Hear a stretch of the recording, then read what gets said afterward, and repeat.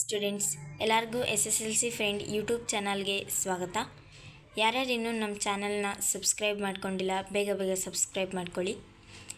ನಾನಿವತ್ತು ನಿಮಗೆ ತುಂಬ ಯೂಸ್ಫುಲ್ ಇರೋವಂಥ ವಿಡಿಯೋ ಮಾಡ್ತಿದ್ದೀನಿ. ಏನಪ್ಪ ಯೂಸ್ಫುಲ್ ವಿಡಿಯೋ ಅಂದರೆ ಸೈನ್ಸ್ ಪಾಸಿಂಗ್ ಮತ್ತು ಸ್ಕೋರಿಂಗ್ ಪ್ಯಾಕೇಜ್ ಮಾಡ್ತಿದ್ದೀನಿ. ಸೊ ನೀವು ಇದೊಂದು PDF ನೋಡಿಕೊಂಡ್ರೆ ಸಾಕು, ನಿಮ್ಮ ಒಂದು ಟೋಟಲ್ ಎಲ್ಲ 10th ಸಿಲೆಬಸ್ ಸೈನ್ಸ್ ಏನಿದೆ ಸಬ್ಜೆಕ್ಟ್ದು ಎಲ್ಲ ಇದರಲ್ಲಿ ಕವರ್ ಆಗಿದೆ. ಸೊ ನೀವು ಆರಾಮಾಗಿ ಸ್ಕೋರಿಂಗ್ ಮತ್ತು ಪಾಸಿಂಗ್ ಮಾಡ್ಬೋದು. ನಿಮಗೆ ಒಂದು ಯೂಸ್ ಆಗುತ್ತೆ ಅನ್ನೋ ಕಾರಣಕ್ಕೆ ನಾನು ಚಿತ್ರ ವಿತ್ ಡ್ರಾಯಿಂಗ್ಸ್ ಮತ್ತು ಎಲ್ಲ ಒಂದು ಸೂತ್ರಗಳು ಯಾವ ರೀತಿ ಲೆಕ್ಕ ಮಾಡಬೇಕು ಎಲ್ಲದನ್ನು ಇದೊಂದೇ PDF ಹಾಕ್ಬಿಟ್ಟು ನಿಮಗೆ ಹೇಳ್ತಾ ಇದ್ದೀನಿ. ಸೊ ಇದರಲ್ಲಿ ನಾನು 2 ಪಾರ್ಟ್ ಮಾಡಿದ್ದೀನಿ, ಪಾರ್ಟ್ 1 ಮತ್ತು ಪಾರ್ಟ್ 2 ಬೇಕಾದರೆ ಕಮೆಂಟ್ ಮಾಡಿ. ಪಾರ್ಟ್ 2ನ ಆದಷ್ಟು ಬೇಗ ನಾನು ಅಪ್ಲೋಡ್ ಮಾಡ್ತೀನಿ. ಸೊ ತುಂಬ ಜನ ನಮ್ಮ ವೀಡಿಯೋಸ್ನ ನೋಡ್ತಾ ಇದ್ದೀರಾ, ಸಪೋರ್ಟ್ ಮಾಡ್ತಾ ಇದ್ದೀರಾ. So thank you so much. ಇದೇ ರೀತಿ ವೀಡಿಯೋಸ್ನ ನೋಡ್ತಾಯಿರಿ, ಸಪೋರ್ಟ್ ಮಾಡ್ತಾಯಿರಿ. ವಿಡಿಯೋ ಇಷ್ಟ ಆದರೆ ಲೈಕ್ ಮಾಡ್ಕೊಳ್ಳಿ, ವಿಡಿಯೋನೆಲ್ಲೂ ಸ್ಕಿಪ್ ಮಾಡಬೇಡಿ. ಬನ್ನಿ ನಮ್ಮ ವಿಡಿಯೋನ ಸ್ಟಾರ್ಟ್ ಮಾಡೋಣ. ಫಸ್ಟ್ ನೋಡಿ, ಸರಳ ವಿದ್ಯುತ್ ಮಂಡಲದಲ್ಲಿ ಏನೇನು ಇರಬೇಕು ಅನ್ನೋದನ್ನು ನಿಮಗೆ ಇದು 2 or 1 ಮಾರ್ಕಿಗೆ ಕೇಳ್ತಾರೆ. ಸರಳ ವಿದ್ಯುತ್ ಮಂಡಲ ಬರೀರಿ ಅಂತ. ಸೊ ನೀವು ಈ ರೀತಿ ಬರೆದ್ರೆ ಆಗುತ್ತೆ. ಒಂದು ಸ್ವಿಚ್ಚು, ಒಂದು ಬ್ಯಾಟ್ರಿ ಈ ಥರ ಇಕ್ಕಿ ಬರೆದ್ರೆ ಕರೆಕ್ಟ್ ಆಗಿಬಿಡುತ್ತೆ. ಆಮೇಲೆ ನೆಕ್ಸ್ಟು ಸಮಾಂತರವಾಗಿರುವ ರೋಧಗಳು, ಸರಣಿ ಕ್ರಮದಲ್ಲಿರುವ ರೋಧಗಳು. ನಿಮಗೆ ಒಂದೊಂದು ಸಾರಿ ಇದನ್ನು 3 ಮಾರ್ಕ್ಸಿಗೆ ಕೇಳ್ತಾರೆ. ಸೊ ನೋಡ್ಕೊಳ್ಳಿ ಯಾವ ರೀತಿ ಡಿಫ್ರೆನ್ಸ್ ಇದೆ ಸರಳ ಮತ್ತು ಸರಣಿ ಕ್ರಮದಲ್ಲಿರುವ ರೋಧಕಗಳ ನಡುವೆ ಅಂತ. ಸಮಾಂತರ ಮತ್ತು ಸರಣಿ ಕ್ರಮದಲ್ಲಿರುವ ರೋಧಕಗಳು. ಸೊ ಬನ್ನಿ ನೆಕ್ಸ್ಟು ನಮ್ಮ ನಿಮ್ನ ದರ್ಪಣ ನೋಡೋಣ. ಸೊ ವಸ್ತುವಿನ ಸ್ಥಾನವನ್ನು ಆಧರಿಸಿ ವಿವಿಧ ಸ್ಥಾನಗಳಲ್ಲಿ ನಿಮ್ನ ದರ್ಪಣದಿಂದ ಉಂಟಾದ ಪ್ರತಿಬಿಂಬದ ರಚನೆ. ನೋಡಿ, ಇದು ನಿಮಗೆ ಫುಲ್ ಟೆಕ್ಸ್ಟ್ ಬುಕ್ಕಲ್ಲೇ ಇದೆ. ಅರ್ಥ ಆಗಿಲ್ಲ ಅಂದರೆ ಇದನ್ನು ಟ್ರೈ ಮಾಡಿ, ಡೌಟ್ಸ್ ಇದ್ದರೆ ಕಮೆಂಟ್ ಮಾಡಿ. ಏನಾದರೂ ಕೇಳಬೇಕು ಅಂತ ಇದ್ದರೂ ಸಹ ನನಗೆ ಕಮೆಂಟ್ ಮಾಡಿ, ನಾನು ನಿಮಗೆ ಆನ್ಸರ್ ಮಾಡ್ತೀನಿ. ನೆಕ್ಸ್ಟ್ ನೋಡಿ, ಪೀನ ಮಸೂರ. ನಿಮಗೆ ಪೀನ ಮಸೂರ 3 ಮಾರ್ಕ್ಸಿಗೆ ಬರುತ್ತೆ. ನಿಮ್ನ ದರ್ಪಣ ಬಂದರೆ 2 ಮಾರ್ಕ್ಸಿಗೆ ಬರುತ್ತೆ ಅನಿಸುತ್ತೆ. ಸೊ ನೀವು ಪೀನ ಮಸೂರನ ತುಂಬ ಪರ್ಫೆಕ್ಟಾಗಿ ಕಲೀರಿ. ಸೊ ನಿಮಗೆ 3 ಮಾರ್ಕ್ಸ್ ಇದರಲ್ಲೇ ಕವರ್ ಆಗುತ್ತೆ. ನಿಮ್ಮ ಫಿಸಿಕ್ಸ್ ಪಾರ್ಟಲ್ಲಿ ನಿಮಗೆ ಲೆಕ್ಕ, ಆಮೇಲೆ ಈ ಪೀನ ಮಸೂರ ಇದೆಲ್ಲ ಪಕ್ಕಾ ಬರುವಂಥ ಪ್ರಶ್ನೆಗಳು. ಸೊ ಇದನ್ನು ಯಾವುದನ್ನು ಮಿಸ್ ಮಾಡಬೇಡಿ. ಬನ್ನಿ ನೆಕ್ಸ್ಟ್ ನೋಡೋಣ. ಫಿಸಿಕ್ಸಲ್ಲಿ ನೋಡಿ, ಇನ್ನೊಂದು ನಿಮ್ಮ ಟೆಕ್ಸ್ಟ್ ಬುಕ್ಕಲ್ಲೇ ಇದು ಚಿತ್ರ ಇದೆ. ಒಂದು ಪೇಜ್ ಪೂರ್ತಿ ಇದನ್ನೇ ಕೊಟ್ಟಿದ್ದಾರೆ. ಅಂದರೆ ವಿದ್ಯುತ್ ಮಂಡಲದಲ್ಲಿ ಸಾಮಾನ್ಯವಾಗಿ ಉಪಯೋಗಿಸುವ ಚಿಹ್ನೆಗಳು. ಬ್ಯಾಟ್ರಿಗೆ ಏನಂತಾರೆ ಅಂದರೆ ಯಾವ ರೀತಿ ಚಿತ್ರ ಬಿಡಿಸಿದ್ರೆ ಬ್ಯಾಟ್ರಿ ಅಂತ ಗುರುತಿಸ್ಬೋದು, ಆ ರೀತಿ ನೋಡಿ. ಪ್ಲಗ್ ಕೀ ಅಥವಾ ಸ್ವಿಚ್, ಮುಚ್ಚಿದ ಸ್ವಿಚ್ಚು, ತೆರೆದ ಸ್ವಿಚ್ಚು ಇದೆಲ್ಲ ನೀವು ನೆನ್ಪಿಟ್ಕೊಳ್ಬೇಕು. ಆಮೇಲೆ ತಂತಿಗಳು ಸೇರುವ ಸ್ಥಳ, ರೋಧಕ, ರಿಯೋಸ್ಟ್ಯಾಟ್ ಅಂತ ಕೇಳ್ತಾರೆ, ತುಂಬ ಸಾರಿ ಕೇಳಿದ್ದಾರೆ. ನಿಮಗೆ ಆ್ಯಮೀಟರ್, ವೋಲ್ಟ್ ಮೀಟರ್ ಗೊತ್ತಾಗುತ್ತೆ. ಸೊ ಅದನ್ನು ಕಲ್ತ್ಬಿಡಿ. ನೆಕ್ಸ್ಟ್ ನೋಡಿ, ನಾನು ಆಗಲೇ ಹೇಳಿದ್ದೆ ಲೆಕ್ಕ ಯಾವ ರೀತಿ ಮಾಡಬೇಕು ಅನ್ನೋದನ್ನು ಸಹ ಇದರಲ್ಲಿ ಕೊಟ್ಟಿದ್ದೀವಿ ಅಂತ. ಸೊ ಇಲ್ಲಿದೆ ಲೆಕ್ಕನ, ನೀವೊಂದು ಸರಿ ಕಲೀರಿ, ಇಲ್ಲ ನಿಮ್ಮ ಟೀಚರ್ಸ್ ಹತ್ರ ಕೇಳಿ ಡೌಟ್ ಇದ್ದರೆ ಲೆಕ್ಕದಲ್ಲಿ. ಸೊ ಚಾನಲ್ ಸಬ್ಸ್ಕ್ರೈಬ್ ಮಾಡ್ಕೊಂಡಿಲ್ಲ ಅಂದರೆ ಮಾಡ್ಕೊಳ್ಳಿ. ವಿಡಿಯೋನ ಪೂರ್ತಿಯಾಗಿ ನೋಡಿ, ಎಲ್ಲೂ ಸ್ಕಿಪ್ ಮಾಡಬೇಡಿ. ಹಿಂದಿ ನಾನು ಪಾಸಿಂಗ್ ಪ್ಯಾಕೇಜ್ ಮತ್ತು ಸ್ಕೋರಿಂಗ್ ಪ್ಯಾಕೇಜ್ ಅದರಲ್ಲೇ ಇದೆ. ಸೊ ಅದನ್ನು ಬಿಟ್ಟಿದ್ದೆ, ಸುಮಾರು ಜನ ನೋಡಿದ್ದೀರಾ. So thank you so much. ಇದೇ ರೀತಿ ನಾನು ಆಲ್ ಸಬ್ಜೆಕ್ಟ್ದು ಬಿಟ್ಟಿದ್ದೀನಿ, ಮುಂದೆ ಕೂಡ ಬಿಡ್ತೀನಿ. 3rd ಪ್ರಿಪ್ರೇಟರಿ ಆಮೇಲೆ ಫೈನಲ್ ಎಕ್ಸಾಮ್ಗೂ ನಾನು ಎಲ್ಲ ಒಂದು ವೀಡಿಯೋಸ್ ನಿಮಗೆ ಯಾವ ಎಕ್ಸಾಮ್ಗೆ ಯಾವ ರೀತಿ ಪ್ರಶ್ನೆ ಬರುತ್ತೆ, ಯಾವುದು ಇಂಪಾರ್ಟೆಂಟ್ ಪ್ರಶ್ನೆ ಅನ್ನೋದನ್ನು ಬಿಡ್ತಾ ಹೋಗ್ತೀನಿ. ಸೊ ಚಾನಲ್ನ ಸಬ್ಸ್ಕ್ರೈಬ್ ಮಾಡ್ಕೊಳ್ಳಿ, ನಮ್ಮ ಚಾನಲ್ನ ಮರಿಬೇಡಿ. ಸೊ ಅದಕ್ಕೋಸ್ಕರ ನೀವು ಮರ್ತೋಗ್ತೀರಾ ಅಂತ ಚಾನಲ್ನ ಸಬ್ಸ್ಕ್ರೈಬ್ ಮಾಡ್ಕೊಂಡಿರಿ. ನಾವು ಹೊಸ ವೀಡಿಯೋ ಬಿಟ್ಟ ತಕ್ಷಣ ನಿಮಗೆ ನೋಟಿಫಿಕೇಷನ್ ಥರ ಬರುತ್ತೆ. ಸೊ ನೀವು ಅವಾಗ ಆರಾಮಾಗಿ ನಮ್ಮ ಚಾನಲ್ಗೆ ವಿಸಿಟ್ ಮಾಡ್ಬೋದು.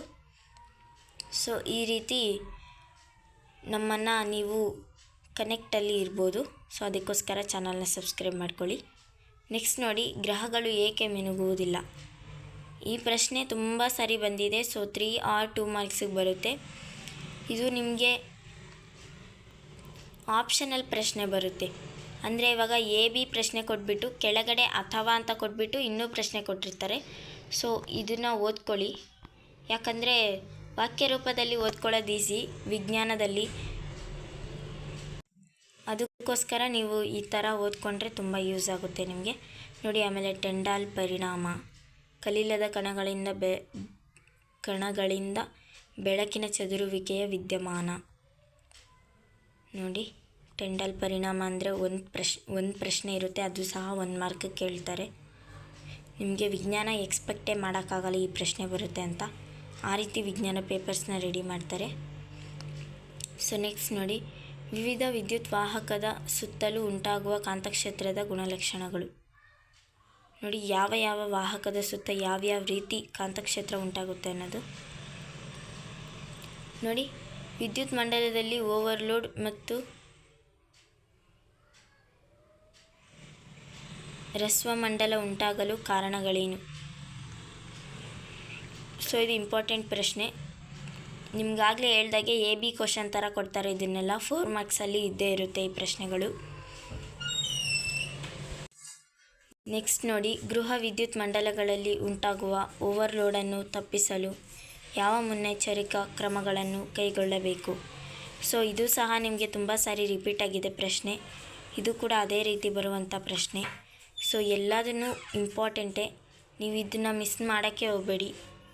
ಸ್ಕೋರಿಂಗ್ ಮಾಡ್ತೀನಿ ಅನ್ನೋರು ಇನ್ನೂ ಸ್ವಲ್ಪ ಓದಬೇಕು, ಬಿಕಾಸ್ ಎಕ್ಸ್ಪೆಕ್ಟೇ ಮಾಡೋಕ್ಕಾಗಲ್ಲ ವಿಜ್ಞಾನದಲ್ಲಿ. ಅದಕ್ಕೋಸ್ಕರ ನೀವು ಒಂದು ಸಾರಿ ಟೆಕ್ಸ್ಟ್ ಬುಕ್ಕು ಮತ್ತು ಈ PDF ನೋಡ್ಕೊಳ್ಳಿ.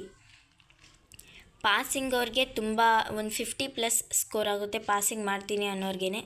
ಸೊ ನೀವು ಆರಾಮಾಗಿ ಪಾಸ್ ಆಗ್ಬೋದು ಈ ಒಂದು PDF ಓದ್ಕೊಂಡ್ರೆ.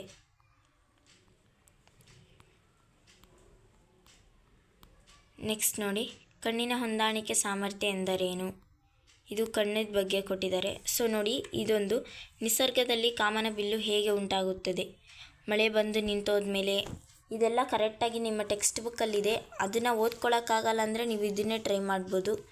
ಸೊ ನೋಡಿ, ಇದು ವಾತಾವರಣದಲ್ಲಿರುವ ಅತಿ ಸಣ್ಣ ನೀರಿನ ಹನಿಗಳಿಂದ ಉಂಟಾಗುವ ಸೌರಕಿರಣಗಳ ವರ್ಣವಿಭಜನೆಯಾಗಿದೆ. ಸೊ ಇದೇ ರೀತಿ ಫುಲ್ ಆನ್ಸರ್ ಇದೆ, ನೋಡ್ಕೊಳ್ಳಿ.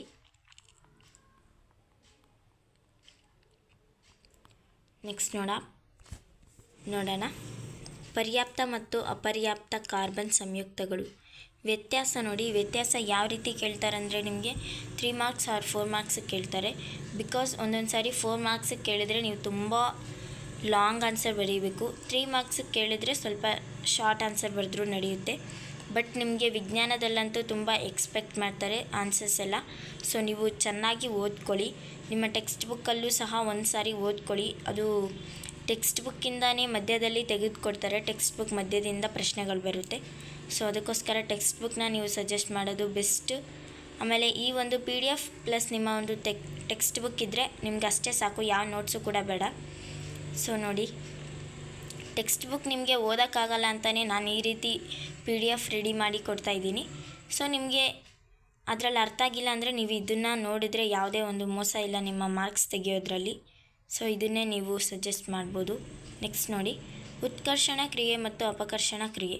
ಸೊ ಉತ್ಕರ್ಷಣ ಎಂದರೇನು, ಅಪಕರ್ಷಣ ಎಂದರೇನು, ಉದಾಹರಣೆ ಕೊಡಿ ಅಂತ ಕೇಳಿದರೆ ನಿಮಗೆ ಆನ್ಸರು ಇಲ್ಲೇ ಇದೆ, ನೋಡ್ಕೊಳ್ಳಿ. ಉದಾಹರಣೆ ಸಹಿತನೇ ಇದೆ, ಯಾವುದೇ ರೀತಿ ಉದಾಹರಣೆ ಹುಡ್ಕೊಳ್ಳೋದು ಬೇಡ. ನೋಡಿ, ಮಾನವರಲ್ಲಿ ಮಗುವಿನ ಲಿಂಗ ನಿರ್ಧರಣೆ. ನೋಡಿ, ಮಾನವರಲ್ಲಿ ಮಗುವಿನ ಲಿಂಗ ನಿರ್ಧರಣೆ.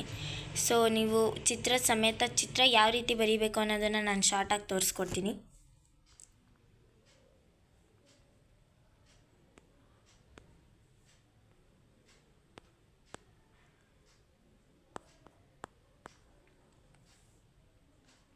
ಸಾರಿ, ಇದು ಎಕ್ಸು. ನೋಡಿ, ಇವಾಗ ನೀವು ಹೆಣ್ಮಗು ಅಂದರೆ ಈ ರೀತಿ ಬರೀಬೇಕು. ಸೊ ತಂದೆಯಿಂದ X, ತಾಯಿಯಿಂದ X, ಇದು ಹೆಣ್ಣು. ಚಿತ್ರನ ಈಸಿಯಾಗಿ ಯಾವ ರೀತಿ ಬರೀಬೇಕು ಅನ್ನೋದನ್ನು ಹೇಳ್ಕೊಡ್ತಿದ್ದೀನಿ. ನೆಕ್ಸ್ಟ್ ನೋಡಿ, ತಾಯಿಯಿಂದ X, ತಂದೆಯಿಂದ Y ಆದರೆ ಇದು ಗಂಡು.